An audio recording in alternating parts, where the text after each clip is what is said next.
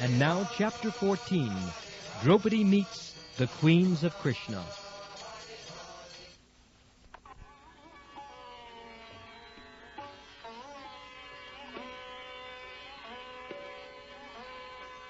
There were many visitors who came to see Krishna, and among them were the Pandavas, headed by King Yudhishthira.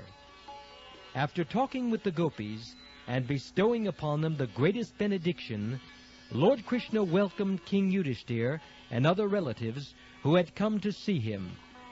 He first of all inquired from them whether their situation was auspicious.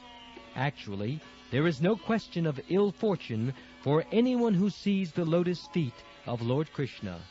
Yet when Lord Krishna, as a matter of etiquette, inquired from King Yudhishthira about his welfare, the king became very happy by such a reception, and addressed the Lord thus: "My dear Lord Krishna, great personalities and devotees in full Krishna consciousness always think of your lotus feet and remain fully satisfied by drinking the nectar of transcendental bliss. The nectar which they constantly drink sometimes comes out of their mouths and is sprinkled on others as the narration of your transcendental activities. This nectar coming from the mouth of a devotee is so powerful that if one is fortunate enough to have the opportunity to drink it, he is immediately freed from the continuous journey of birth and death. Our material existence is caused by our forgetfulness of your personality, but fortunately, the darkness of forgetfulness is immediately dissipated if one is privileged to hear about your glories. Therefore, my dear Lord, where is the possibility of ill fortune for one who is constantly engaged in hearing your glorious activities?"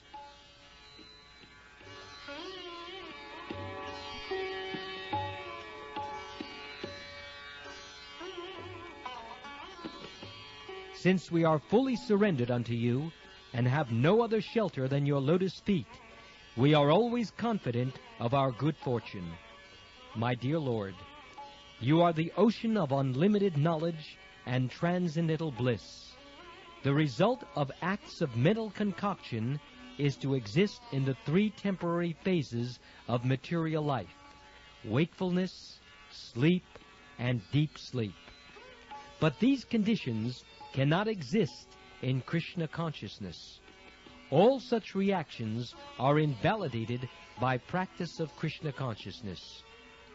You are the ultimate destination of all liberated persons.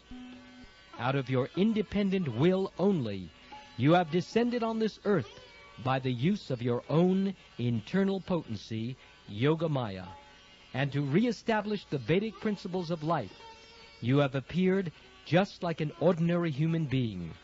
Since you are the Supreme Person, there cannot therefore be any ill luck for one who has fully surrendered unto you.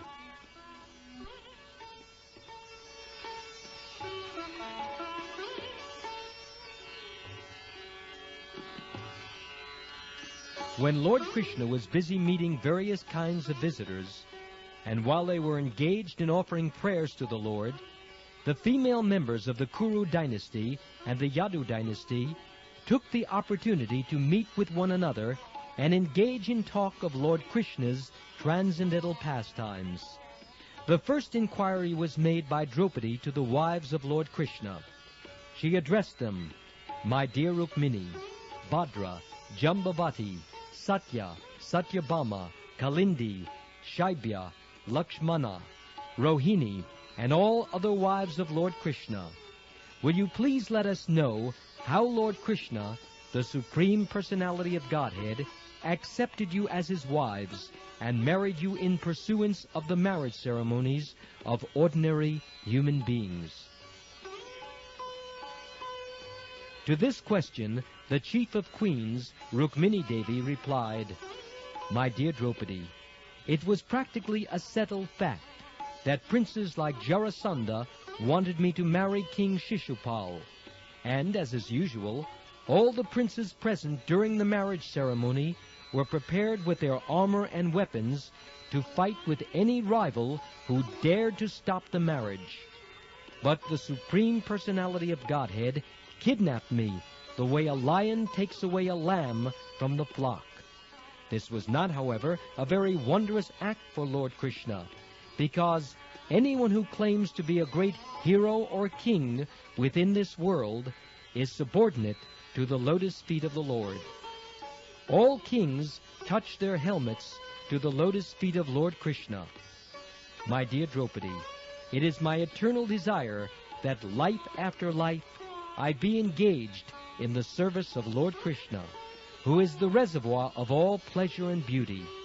This is my only desire and ambition in life.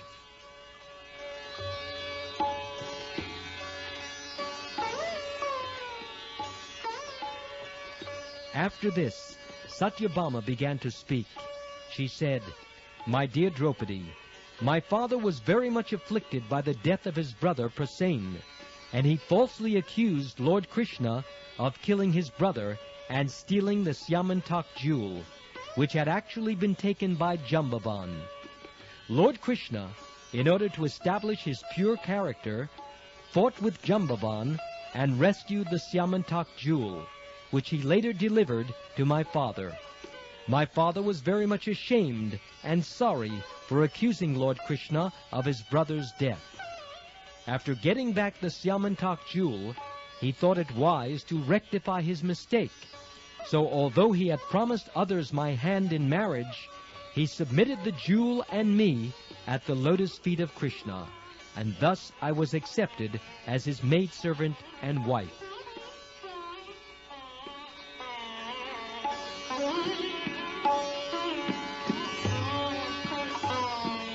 After this, Jambavati replied to Draupadi's question.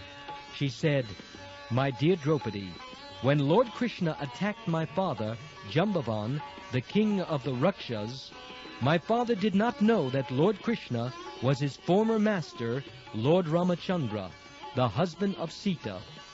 Not knowing the identity of Lord Krishna, my father fought with him continuously for 27 days.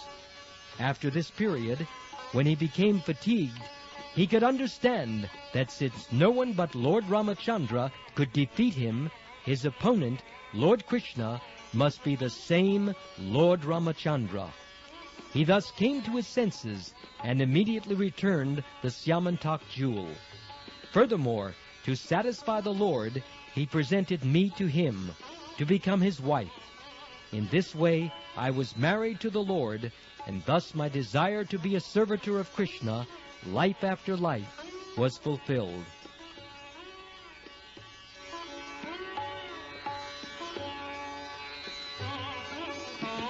After this, Kalindi said, "My dear Draupadi, I was engaged in great austerities and penances to get Lord Krishna as my husband. When Lord Krishna became aware of this fact, he very kindly came to me with his friend Arjun and accepted me as his wife. Lord Krishna then took me away from the bank of the Yamuna, and since then I have been engaged in the house of Lord Krishna as a sweeper, and the Lord is treating me as his wife." After this, Mitravindra said, "My dear Draupadi, there was a great assembly of princes at my Svayamvara ceremony. Lord Krishna was also present in that meeting, and he accepted me as his maidservant by defeating all the princes there. He immediately took me away to Dwarka, exactly as a lion takes a deer from a pack of dogs. When I was thus taken away by Lord Krishna, my brothers wanted to fight him, and later they were defeated. Thus my desire to become the maidservant of Krishna, life after life, was fulfilled."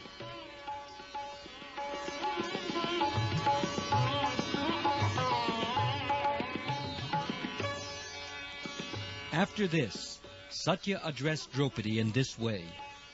"My dear Draupadi, my father arranged for an assembly for my Svayamvara, and to test the strength and heroism of the prospective bridegrooms, he stipulated that they each fight with his 7 ferocious bulls, which had long, sharpened horns. Many heroic prospects tried to defeat the bulls, but unfortunately they were all severely struck, and they returned to their homes as defeated invalids. When Lord Sri Krishna came and fought with the bulls, they were just like playthings for him. He captured the bulls and roped each one of them by the nostrils. Thus they came under his control, just as a goat's small kids come very easily under the control of children. My father was very pleased and married me to Lord Krishna in great pomp, giving as my dowry many divisions of soldiers, horses, chariots, and elephants, along with hundreds of maidservants. Thus Lord Krishna brought me to his capital city, Dwarka. On the way back, he was assaulted by many princes, but Lord Krishna defeated all of them, and thus I have the privilege of serving his lotus feet as a maidservant.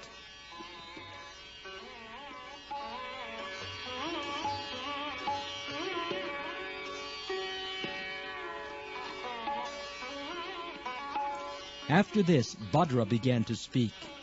She said, "My dear Draupadi, Lord Krishna is the son of my maternal uncle. Fortunately, I became attracted to his lotus feet. When my father understood these feelings of mine, he personally arranged for my marriage, inviting Lord Krishna to marry me and giving him in dowry 1 Akshohini, or division of armed forces, along with many maidservants and other royal paraphernalia. I do not know whether I shall be able to have the shelter of Lord Krishna life after life, but still I pray to the Lord that wherever I may take my birth, I may not forget my relationship with his lotus feet."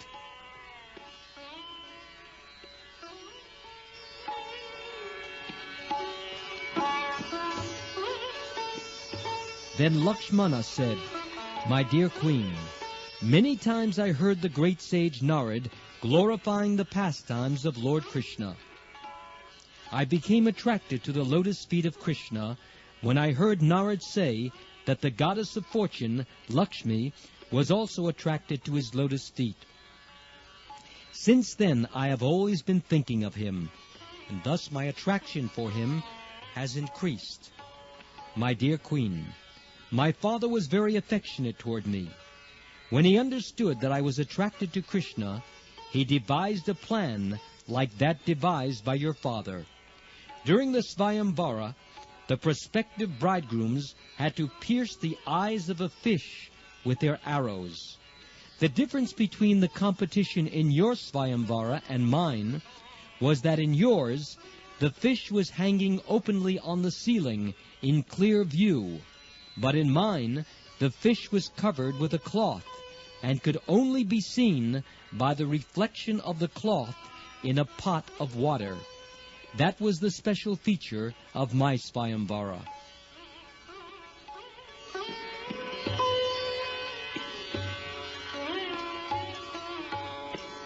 The news of this device spread all over the world, and when the princes heard of it, they arrived at my father's capital city from all directions, fully equipped with armor and guided by their military instructors.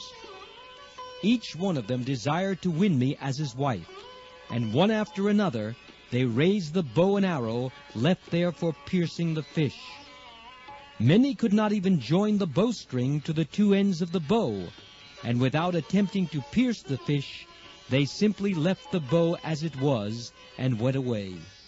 Some, with great difficulty, drew the string from one end to the other, but being unable to tie the other end, they were suddenly knocked down by the spring-like bow. My dear Queen, you will be surprised to know that at my Svayamvara meeting, there were many famous kings and heroes present. Heroes like Jarasandha, Ambashta, Shishupal, Bhimashen, Duryodhana, and Karna were, of course, able to string the bow, but they could not pierce the fish because it was covered, and they could not trace it out from the reflection. The celebrated hero of the Pandavas, Arjuna, was able to see the reflection of the fish on the water. But although with great care he traced out the location of the fish and shot an arrow, he did not pierce the fish in the right spot. But his arrow at least touched the fish, and so he proved himself better than all other princes.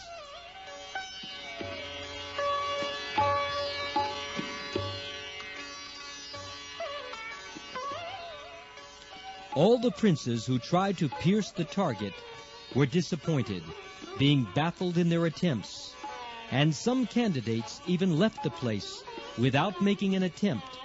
But when at last Lord Krishna took up the bow, he was able to tie the bowstring very easily, just as a child plays with a toy. He placed the arrow, and looking only once at the reflection of the fish in the water, he shot the arrow, and the pierced fish immediately fell down. This victory of Lord Krishna was accomplished at noon during the moment called Abhijit, which is astronomically calculated as auspicious. At that time the vibration of Jaya, Jaya was heard all over the world, and from the sky came sounds of drums beaten by the denizens of heaven.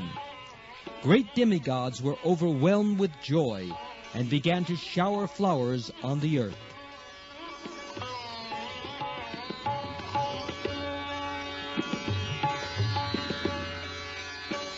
At that time I entered the arena of competition, and the ankle bells on my legs sounded very melodious as I walked. I was nicely dressed with new silken garments. Flowers decorated my hair, and because of Lord Krishna's victory, I was in ecstatic joy and smiling very pleasingly. I carried in my hands a golden necklace bedecked with jewels, which glittered at intervals. My curling hair encircled my face, which shone with a bright luster due to the reflection of my various earrings.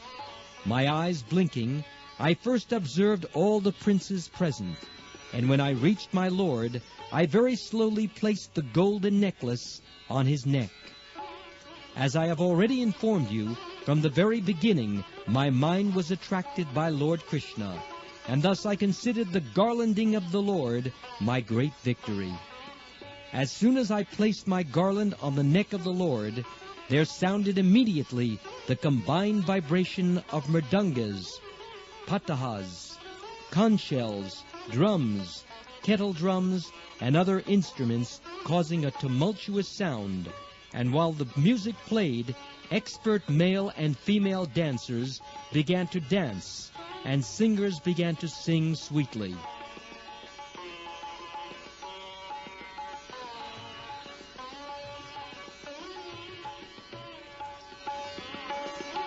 My dear Draupadi, when I accepted Lord Krishna as my worshipable husband, and he accepted me as his maidservant, there was a tumultuous roaring among the disappointed princes. All of them were very agitated because of their lusty desires, but without caring for them, my husband, in his form as the four-handed Narayan, immediately took me on his chariot, which was drawn by 4 excellent horses. Expecting opposition from the princes, he armored himself and took up his bow, named Shanga. But our celebrated driver, Daruk, drove the beautiful chariot without a moment's delay toward the city of Dwarka. Thus, in the presence of all the princes, I was carried away very quickly, exactly as a deer is carried away from the flock by a lion. Some of the princes, however, wanted to check our progress, and thus, equipped with proper weapons, they opposed us, just as dogs try to oppose the progressive march of a lion. At that time, due to the arrows released by the Shanga bow of Lord Krishna, some of the princes lost their hands, some of them lost their legs, some lost their heads and their lives, and others fled from the battlefield.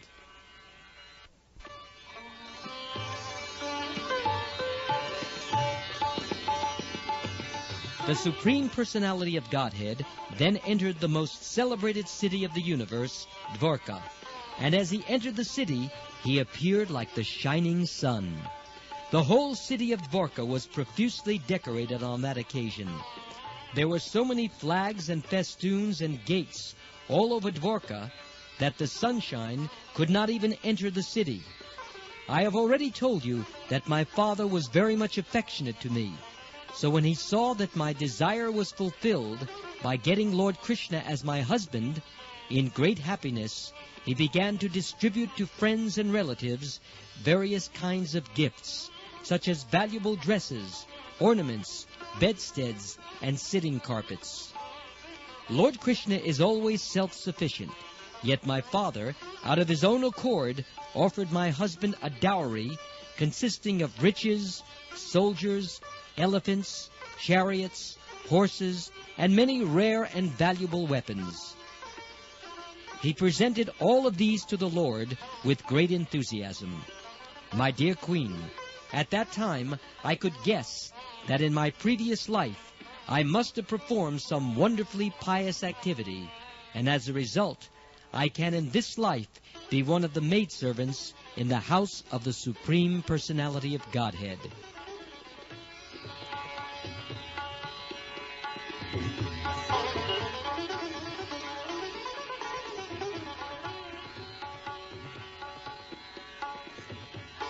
When all the principal queens of Lord Krishna had finished their statements, Rohini, as the representative of the other 16,000 queens, began to narrate the incident of their becoming wives of Krishna. My dear Queen, when Bhamasura was conquering all the world, he collected wherever possible all the beautiful daughters of the kings and kept us arrested within his palace. When news of our imprisonment reached Lord Krishna, he fought with Bhamasura and released us. Lord Krishna killed Bhamasura and all his soldiers, and although he had no need to accept even one wife, he nevertheless, by our request, married all 16,000 of us. My dear Queen, our only qualification was that we were always thinking of the lotus feet of Lord Krishna, which is the way to release oneself from the bondage of repeated birth and death. My dear Queen Draupadi, please take it from us that we are not after any opulence, such as kingdom, empire, or a position of heavenly enjoyment. We do not want to enjoy such material opulences, nor do we desire to achieve the yogic perfections, nor the exalted post of Lord Brahma. Nor do we want any of the different kinds of liberation, Salokya, Sarshti, Samipya, or Sayujya. We are not at all attracted by any of these opulences. Our only ambition is to bear on our heads, life after life, the dust particles attached to the lotus feet of Krishna.